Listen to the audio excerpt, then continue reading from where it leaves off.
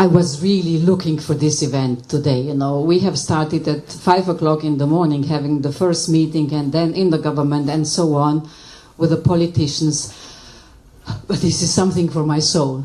So thank you to all of you coming here and discussing this topic, which is so important, apparently not just for me, but also for you.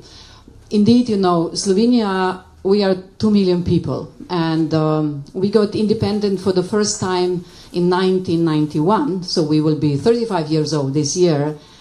And every time there is a question, so who are we, what are we? Being a small nation, and we have been always defined through our language. It is independent language. Now, since we are a member of the EU, it is one of 24 official languages of the European Union. But the question, you know, what makes you as a nation or part of the nation has been also very important when we have still been, Slovenia as a part of Yugoslavia. We could use our language, so there was no Yugoslav language. We could use Slovenian language in schools. We have our own literature. But this question, how deep do we go when we define the identity, was especially more clear when we decided to step out of Yugoslavia to become independent, and when the war started and after the war. It's nothing to compare with your war. But the question of language has always been defining us in the sense of being something special. We have not been big, we have not been important, we have not been independent, but having our own language, our own literature has always defined us. And you know, it's interesting. Wherever I was living many years in Germany, and I don't know, for the last 30 years, I'm asking the people where I live, what is your identity? In Germany, they didn't want to speak so much about the identity because of the past.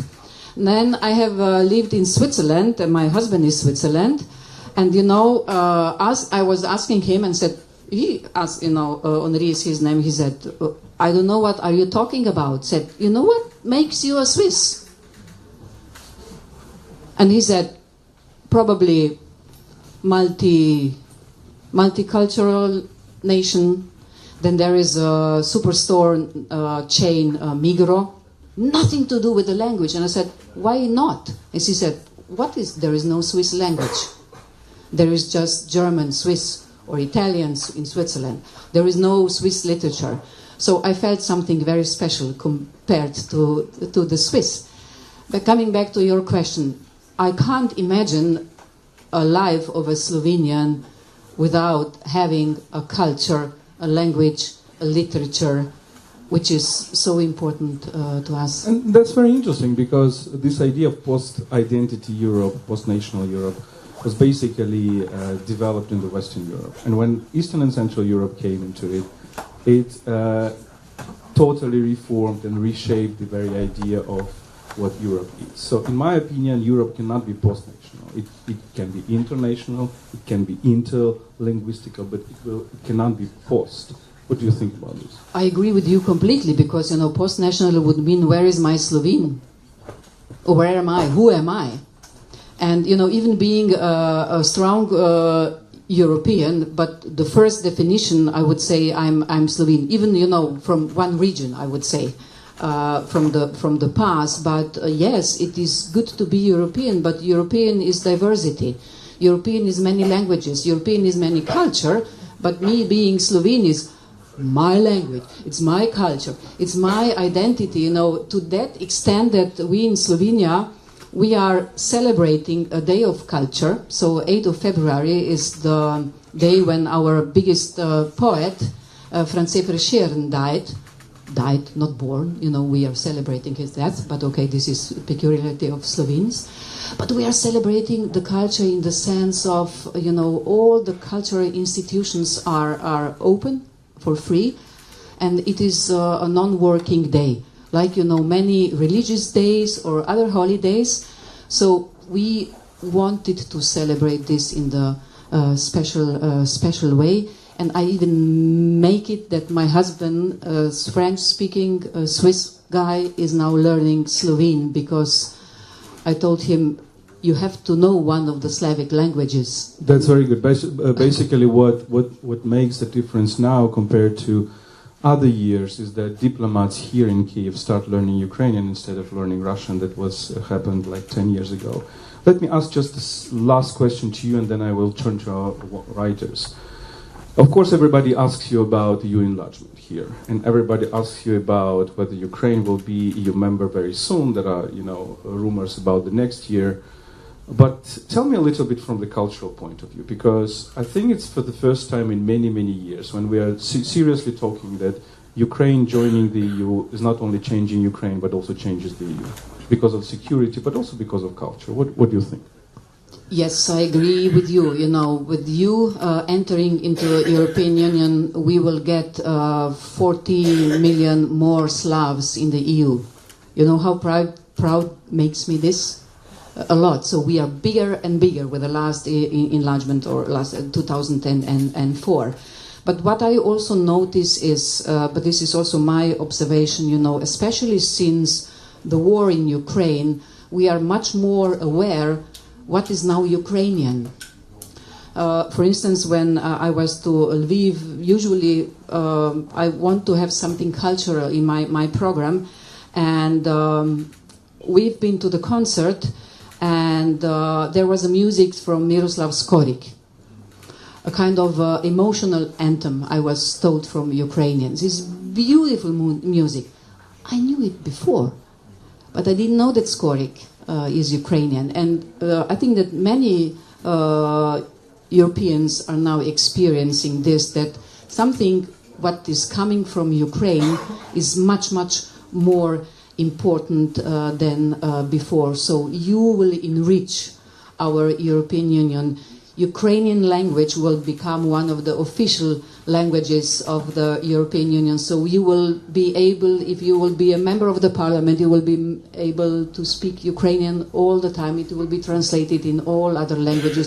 You've been to the Frankfurter Buchmesse, book fair, and suddenly I have also noticed, now I notice Ukrainian books and authors on the bookshelves in our bookstores. Isn't this great? Yeah, they're becoming more and more visible. And it's interesting how much we are connected not only with, Paris or Berlin or London in Europe, but also with our neighbors. And for example, I told Marta that our great friend Tanja Tuma from Slovenian Pen is also my friend. And your friend. Thank you for the support. Результат волонтерських поїздок на прифронті. Але ця книжка не є книжкою для митця. Я пишу з дитинства. В мене дідусь письменник, батько письменник, я письменниця. І знаєте, це вже схоже на якийсь анекдот. And we know that, for example, not from ourselves. We know that from Americans, people like Huntington, who said the 21st century will be a clash of cultures. When he was thinking about civilizations, he basically meant culture. And in this case, we in Ukraine, and I want to ask you as well whether you share my point, is that very deeply inside, this is the war of cultures. Ukrainian culture versus Russian culture, not in the sense of language or not in the sense of, songs, not in the sense of traditions, but in the sense of how the society is organized. And I think that Russian society is organized in a way that personality is nothing, and he or she can be sacrificed, while Ukrainian society is organized that personality is very, very important. And everything we do, and this is, I think, one of the key messages of our key poet, Lesya Ukrainka, through all her dramas, everything you do, you should not sacrifice somebody else. So, if I am correct, then this war is also the war between European culture, and Ukraine is part of it, and what we might call Russian culture, authoritarian Russian culture, and more democratic, personalizing European culture. Would you agree with that? But this is actually the idea of being European. It is really, being individual as you are, but being respective, especially because you are as you are. But this doesn't go well together with the ideology of Putin, which is we are the same, we speak the same, we think the same, and nobody could, stand out. I don't know where is a place for creativity here. What I have noticed here now, I think that whatever is happening now here in Ukraine, in the sense of creativity, every act of creativity is a kind of act of resistance.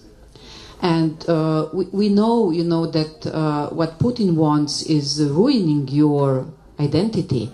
When we have last year as European Union helped Moldova, they have had very important parliamentary elections, and we have studied the Russian narratives, and there have been 3 narratives which we now see also in some other countries. It was the military one. If you go the European way, you will have the war as they have in Ukraine. The second was the economic one. If you accept the money with which Europe is helping you, you will get independent. And the third, very important, if you go the European way, you will lose your identity. In the sense of, Europe will tell you what is good and what is not. Experience I have had an interview, TV interview, and the first question I have got from the journalist has been, is it true that once Moldova will become a member of the EU, you will tear down all the Orthodox churches? I really had to, answer in a very diplomatic way, not to be, really, I was upset. Then the next question has been, is it true that if we will become a member of the EU, every bigger city in Moldova will have to organize a gay parade? Again, I really tried to answer around. And then the third question has been, is it true that once we will become a member of the EU, we will not be able to raise our own chickens and pigs? And then said, now stop, really, what kind of questions are you asking me, Commissioner for Enlargement? But then the journalist apologized and told me, but these are just the questions from what we hear around, especially in the areas where they are mostly pro-Russian. So it goes down to the chickens and pigs. It is not, and then you think, what does this mean for the people? This resistance in whatever we do, it is culture, it is civilization. So, who would prevail? I think we can't lose. You can't lose if you go this way, and we also can only win. What I'm surprised now here is I was not aware, so I have learned really a lot from you. I was not aware that there is, because of the war in which you are, that this is now, the literature is going in this military way. When I grew up, I'm that old that we have been celebrating, the big victories of the partisans during the Second World War. And the whole education system was based on this. And then luckily, we went away from this. So away from the military was a kind of getting normal. And you are now getting in this stream of getting into the military, because this is important part of your identity. How we are somehow twisted through what's happening but this is also a question to the way how Europe describes itself, because Europe has been describing itself as a continent of peace, and it's very good, of course, it's a continent of peace, but in this questioning you kind of lack another perspective. What if the war comes back? So Europe learned how to live with peace. But for example, Russia cannot live with peace. It's just unable to live with peace. But then Europe, it seems to me, a little bit kind of regressed and repressed the idea that if evil comes again, you need to defend against it. And it's an interesting how Ukrainian experience also put a question what Europe is. Is Europe only about dialogue, or is Europe also about being able to defend itself? You know, it's not easy for us. Europe has been established to preserve peace, freedom, prosperity, security in Europe.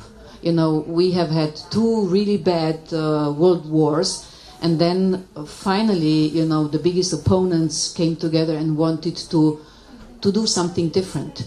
And the peace component has always been there, but has not been the defining point of what we are doing or what we want to do. For instance, when my country, Slovenia, became a member of the EU in 2004, we have seen our membership mostly through the economic glasses, in the sense of how much money we will get from Europe, or how much our lives will be better, or and how and so on. But now it is again about the peace. But I tell you, you know, I grew up in the times of make love, not war, and flower power. So, and now suddenly you tell me I have to arm up? I have to defend my country? It's not me, it's history. Yeah. And I tell you, it's difficult. It's difficult from the perspective we wanted to go away from this without taking care of it. Now we are pushing back that we have to take care about it, but I don't know, we still know how to do it. So this is again, you know, this great exchange among different experiences nations have. You know, my personal feeling is, really, we have to arm up again? What did we do wrong? You know, not in the, of course, I see the necessity, but what did we do wrong? Gosh, we didn't want to have this anymore. And it's happening again, and there is no way back. You know, this is a clash of cultures, a clash of I wouldn't say ideologies. It's very simple Clash of value systems. Yeah, but you know, it's very unpopular to speak about values today. You know, the right populists are claiming, you know, what are values? The values is you have to have 3 children, or I'm not normal because I have the second husband, I'm divorced, I have no children. You know, nobody asked me why. I was a presidential candidate in my country in 2022, and they were. You know what, I had to listen from the right populists. For you are not a normal woman because you don't have children. Then your husband is Swiss. Couldn't you find a proper Slovenian guy? And then, you know, again, you know, I divorced well, so I gotten some money out of divorce. And then again, how can she have this kind of money? I was, you know, these were the questions I got during the hearing in the European Parliament.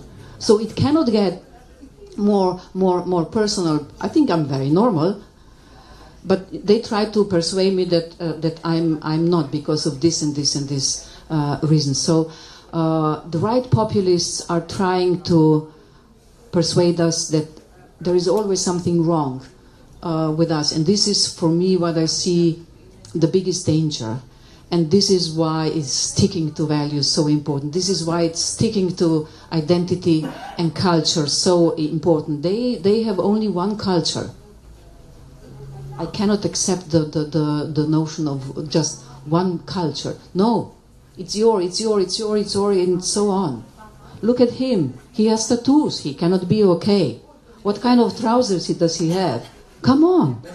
Yeah, and he's in this sense. I'm happy to live in a Europe where you can be how you want to be, but it's not that easy anymore. Thank you. Artem? What I think is important, the question about the identity, I think that nobody can ruin it. You have it in yourself. It can be very different.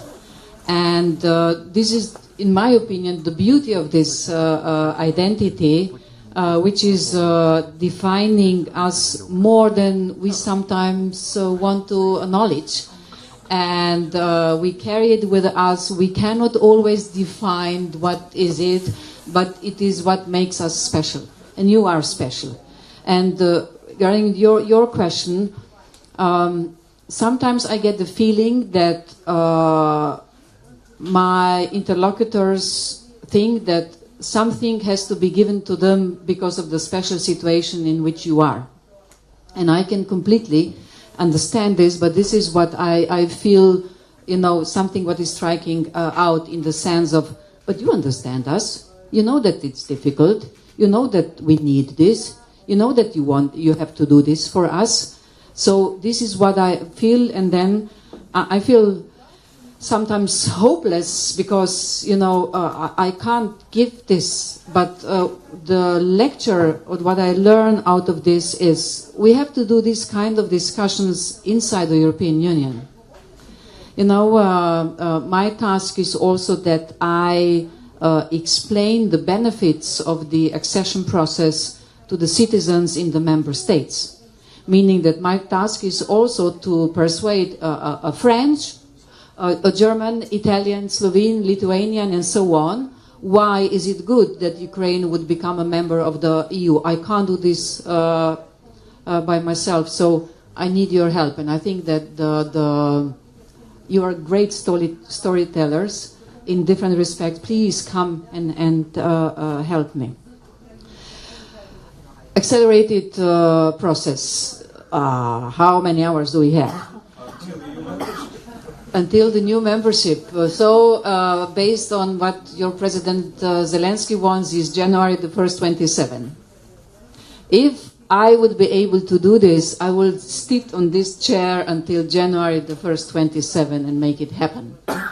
I would not move. You would just have to bring me a bit of food and water and a glass of wine or vodka, or I don't know.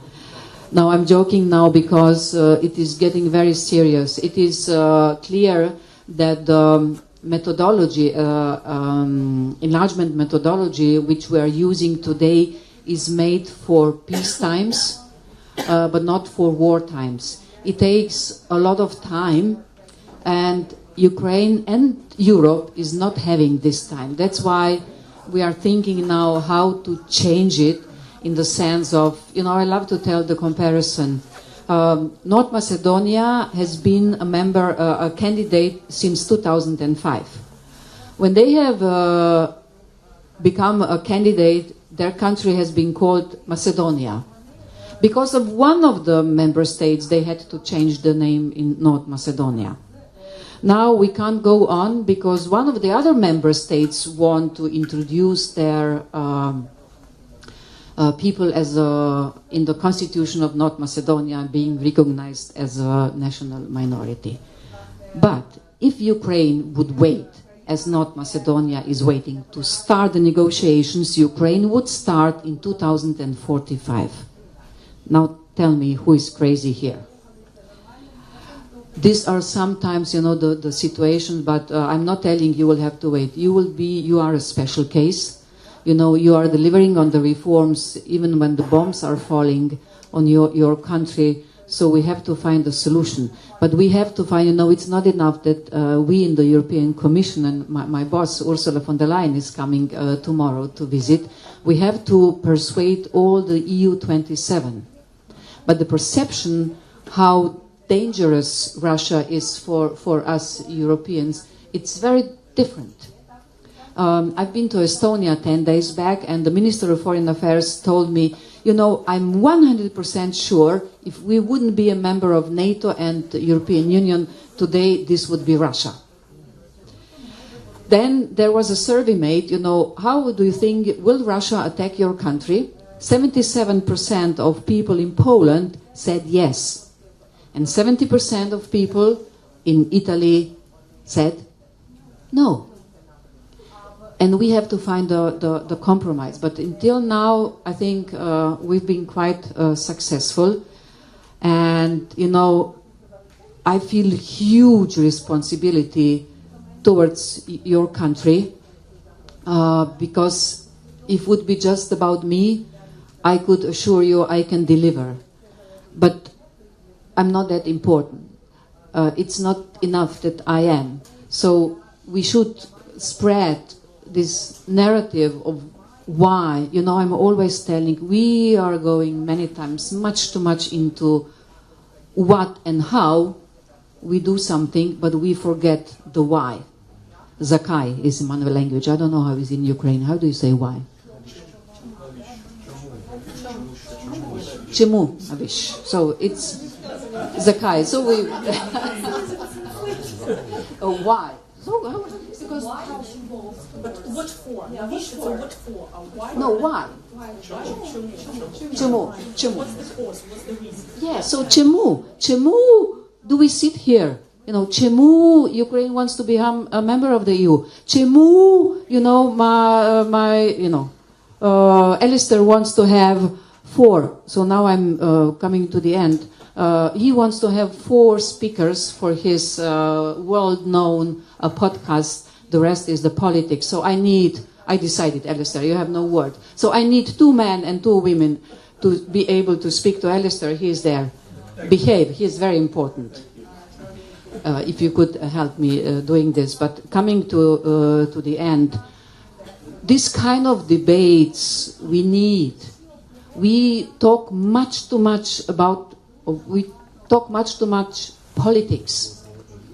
You know, Charles de Gaulle once said that politics is too important to be left to the politicians. And he was right.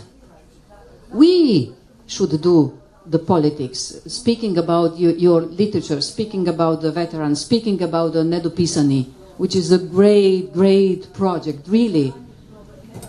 So let's go on with this, and please hold on. I will bring you in the European Union. I don't know when, but I will bring you to the European Union.